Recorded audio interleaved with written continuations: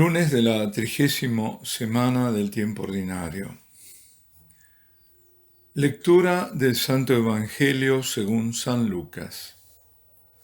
Un sábado enseñaba Jesús en una sinagoga. Había una mujer que desde hacía 18 años estaba enferma por causa de un espíritu y estaba encorvada, sin poderse enderezar de ningún modo. Al verla, Jesús la llamó y le dijo: «Mujer, quedas libre de tu enfermedad». Le impuso las manos y enseguida se puso derecha y glorificaba a Dios. Pero el jefe de la sinagoga, indignado porque Jesús había curado en sábado, se puso a decir a la gente: «Hay 6 días para trabajar, venid pues a que os curen en esos días y no en sábado». Pero el Señor le respondió y dijo: «Hipócritas, cualquiera de vosotros no desata en sábado su buey o su burro del pesebre y los lleva a brevar. Y a esta que es hija de Abraham y que Satanás ha tenido atada 18 años, ¿no era necesario soltarla de tal ligadura en día de sábado?». Al decir estas palabras, sus enemigos quedaron abochornados y toda la gente se alegraba por todas las maravillas que hacía. Palabra del Señor. Sus enemigos quedaron abochornados y toda la gente se alegraba por todas las maravillas que hacía. Bueno, este es el final de este pasaje y vemos cómo hay dos bandos definidos. Y esta es una constante desde siempre: o se está con Cristo o se está contra Cristo. Aquí tenemos por un lado el jefe de la sinagoga y otros porque dice sus enemigos, es decir, los que no entendían nada de lo que hacía, porque tenían cerrado el entendimiento. Y esto por la cerrazón de corazón, que les hacía víctimas de sus prejuicios. El Mesías no puede venir de Nazaret, no puede ser Galileo, tiene que ser de Judea, este es el hijo del carpintero, conocemos a sus parientes, cuando venga no se sabrá de dónde es. ¿Este dónde estudió? ¿De dónde sale todo lo que dice? Y si obra prodigios, no es por la mano de Dios, es un embaucador. Estos también eran víctimas de la soberbia, de la arrogancia, no solo de esos prejuicios, esos prejuicios venían también de esa soberbia y arrogancia. Como decían, no va a venir a enseñarnos a nosotros. ¿Quién se cree este que es? Y de la envidia.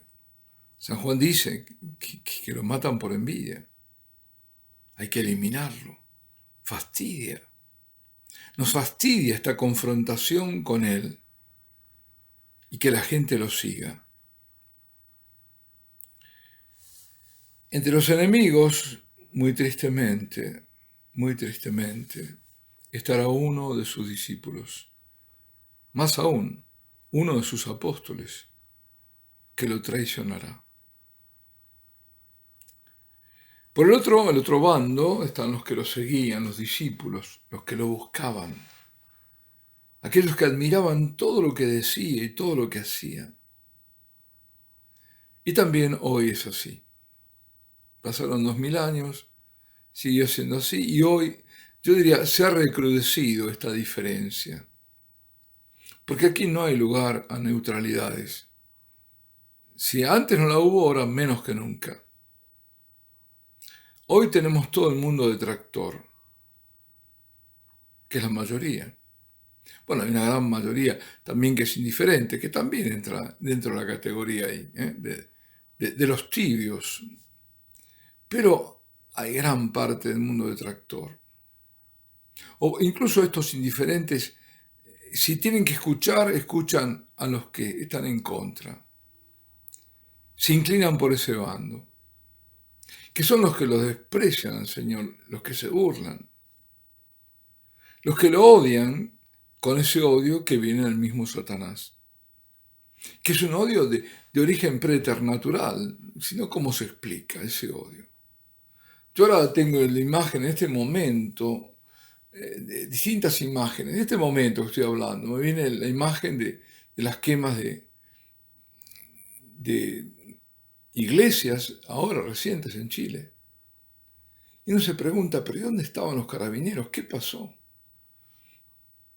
Hay que vivir ahí para entender lo que ha pasado, ¿no? Seguramente también una gran parte del desprestigio de la iglesia, que por los escándalos que hubo, de la iglesia, yo digo la iglesia verdadera nunca, ¿no? Pero bueno, de los hombres, de los miembros. Entonces hay una serie, pero los hechos son los hechos. Fueron quemadas.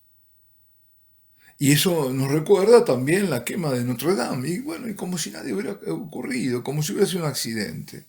¿De qué accidente me hablan?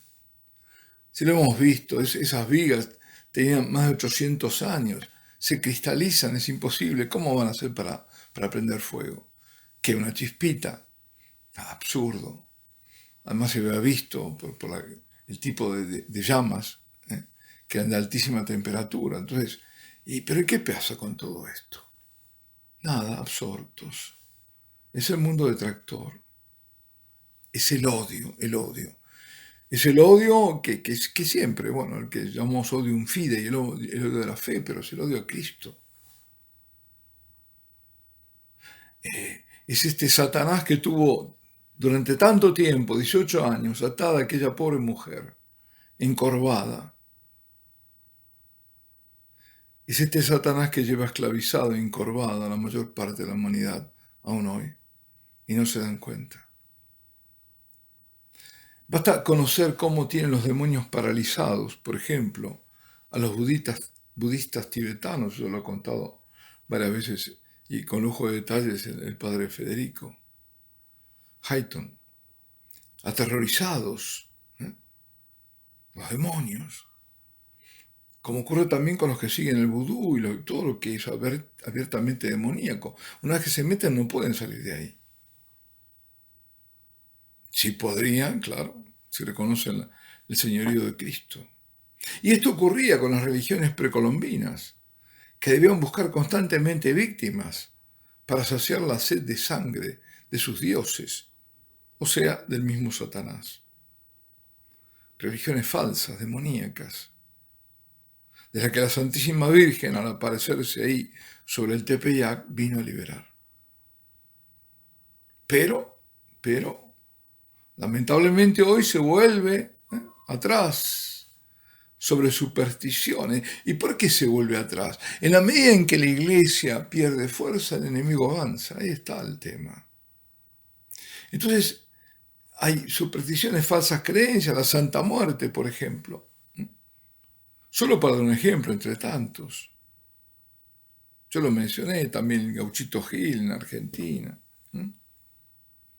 Todos estos son rastros que quedaron, rastrojos de lo que Cristo vino a liberar. Pero el demonio no quiere soltar su presa y la retiene en la medida en que el Señor es rechazado o que se acepta la convivencia con lo demoníaco, entre lo sagrado y lo pagano. Me vienen, no sé, estoy hablando y me vienen imágenes. Me acuerdo una vez en un taxi, el taxista en Buenos Aires tenía un esqueleto puesto, ¿no?, colgado donde está el espejo retrovisor, y colgado del esqueleto un rosario. Digo, bueno, yo le digo, mira, decídase, al final lo tiró el esqueleto, dejó el rosario. Pero es eso, ¿no? Estar bien con Dios y con el diablo. Es decir, no se puede, no hay convivencia posible entre lo que viene de Dios y lo del diablo.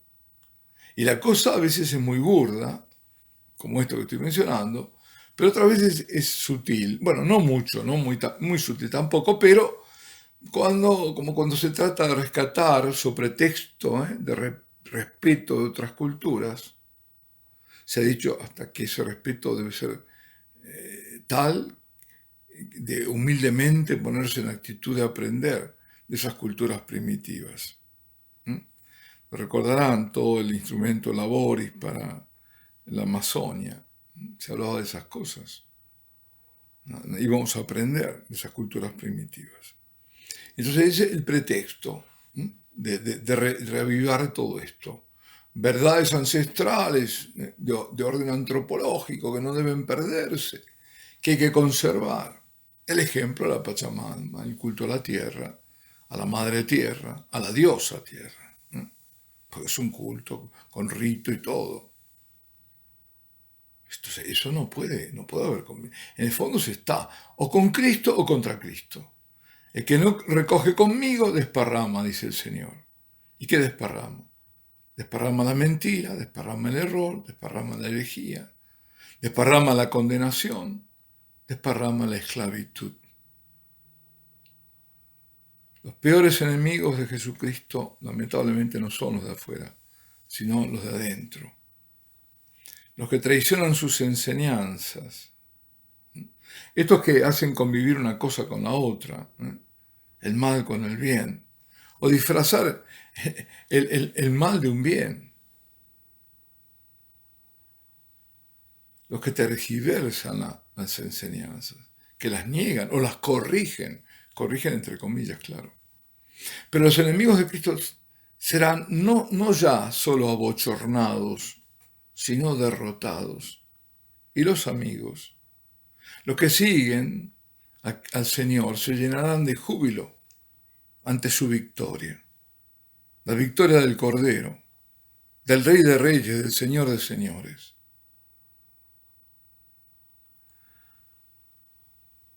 Mientras tanto, se va desplegando este drama, el de la salvación. Mientras las huestes toman posiciones, nosotros tenemos que tomar nuestra posición, empuñando el rosario, recibiendo los sacramentos, siguiendo las exhortaciones de San Pablo, que es justamente las de la primera lectura de hoy, la carta a los Efesios. Es decir, perdonando, imitando al Señor, viviendo en el amor, aceptando los sufrimientos y ofreciéndolos, apartándonos de pecados y de vulgaridades. Lo nuestro es alabar a Dios y darle gracias por tantos beneficios que recibimos a cada momento. Porque como dice el apóstol, las impurezas, las indecencias, la corrupción, la depravación de las costumbres atraen el castigo de Dios.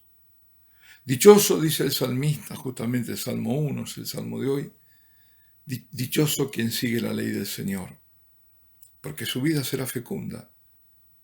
Desdichado el impío, porque será como paja arrebatada por el viento, como hojarasca que cruje cuando es pisada. Alabado sea Jesucristo. Y la bendición de Dios Todopoderoso, Padre, Hijo y Espíritu Santo, descienda sobre vosotros y permanezca para siempre.